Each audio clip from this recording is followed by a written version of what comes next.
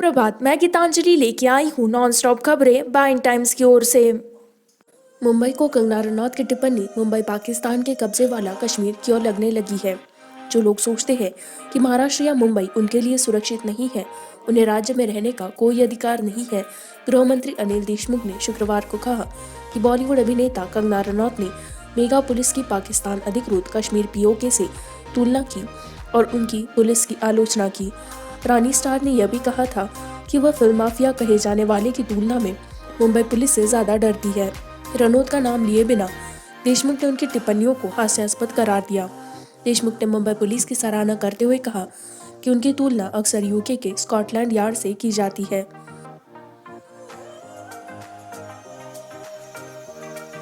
CBSE कक्षा 10वीं 12वीं कंपार्टमेंट परीक्षाएं 22 से 29 सितंबर तक होनी है।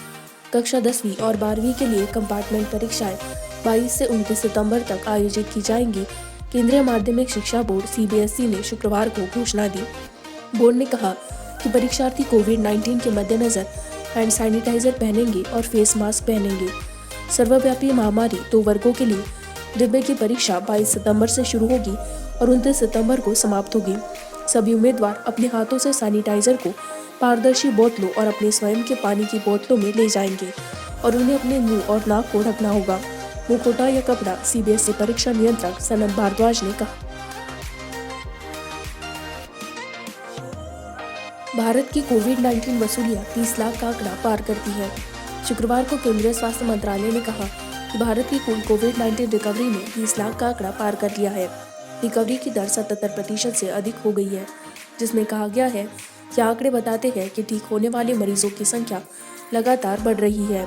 कोविड-19 मामलों की संख्या 49,36,747 तक पहुंच गई, जबकि बीमारी के कारण मरने वालों की संख्या एक दिन में 1096 लोगों की मृत्यु के साथ 68,472 हो गई है।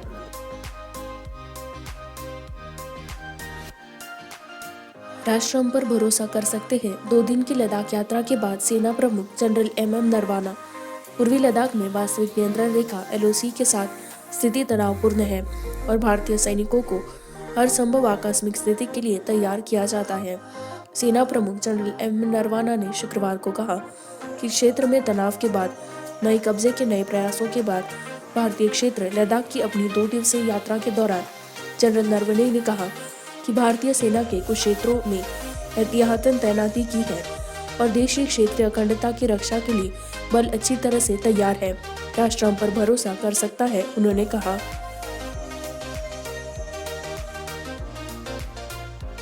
केंद्रीय मंत्री प्रकाश जावड़ेकर ने वाहनों के लिए GST दर में कटौती की संभावना के संकेत दिए। केंद्रीय मंत्री प्रकाश जावड़ेकर ने शुक्रवार को वाहनों के लिए GST दर में कटौती की संभावना पर संकेत दिया और उम्मीद जताई कि ऑटोमोटिव उद्योग को जल्द ही कुछ अच्छी खबर मिलेगी। इनपुट प्रदान किया है, इसलिए इसकी घोषणा बहुत जल्द होने की संभावना थी। वाहनों के खंड पर GST दर में कटौती की संभावनाओं पर विस्तार से उन्होंने कहा कि प्रस्तावों का विवरण वित्त मंत्रालय द्वारा काम किया जा रहा है और वह सभी के लिए निजी नहीं है।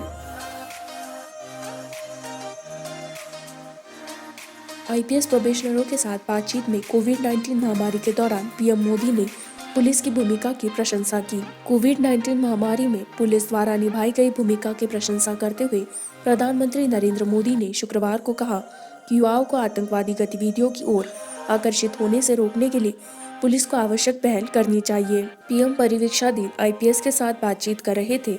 सरदार वल्लभ भाई पटेल राष्ट्रीय पुलिस अकादमी SVPNPA ने वीडियो कॉन्फ्रेंस के माध्यम से अकादमी में दीक्षांत परेड के अवसर पर 131 IPS परिवीक्षकों के साथ मोदी ने कहा कि उन्हें गर्व होना चाहिए कि पुलिस अधिकारी और राष्ट्रीय एकता के लिए काम करना चाहिए।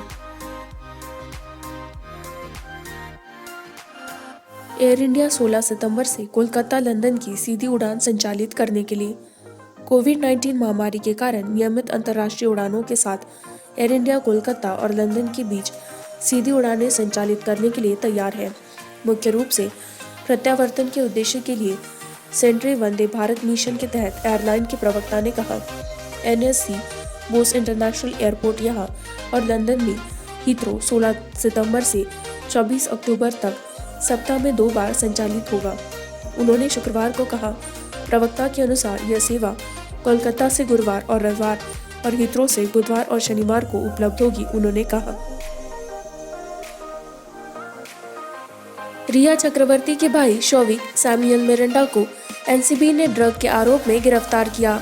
अभिनेत्री रिया चक्रवर्ती के भाई शौविक और दिवंगत अभिनेता सुशांत सिंह राजपूत के घर के मैनेजर सैमुअल मिरांडा को नारकोटिक्स कंट्रोल ब्यूरो एनसीबी ने गिरफ्तार किया है। एनसीबी ने शुक्रवार सुबह रिया चक्रवर्ती के आवास पर छापा मारा और लैपटॉप, हार्ड ड्राइव और कुछ अन्य डिजिटल साक्ष्य जब्त किए।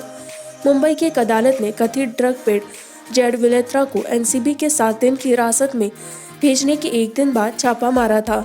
जेड ने कबूल किया कि वह शौविक के साथ ड्रग की खरीद फरोख्त को लेकर डील करता था। एनसीबी के सूत्रों ने खुलासा किया कि एजेंसी ने शौविक को अपने पूछताछ के लिए अपने कार्यालय में उपस्थित होने के लिए कहा था, लेकिन उसने वापस लिखा कि वह असमर्थ हो जाएगा क्योंकि उसे उस दिन प्रवर्तन निदेशालय ईडी के कार्यालय का भी दौरा करना था। इसी के साथ मैं संवाददाता गीतांजलि आपसे विदा लेती हूँ। इसी तरह की नॉनस्टॉप खबरों को जारी रखने के लिए बाइन टाइम्स हिंदी को लाइक करें, सब्सक्राइब करें, शेयर करें।